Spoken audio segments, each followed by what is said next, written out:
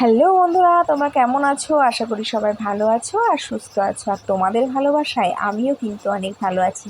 তো আমি রূপা, আমি নিয়ে চলে এসেছি তোমাদের কাছে আরও একটা নতুন ভিডিও নিয়ে। আমার নতুন ভিডিওতে তোমাদের সকলকে স্বাগত। আমার দাদা আর বৌদি ভাইকে আমার বোন সাজিয়ে দিয়েছে। আচ্ছা বলো তো, কেমন লাগছে এই জুটিটা? কমেন্টে জানাতে ভুলো না বন্ধুরা।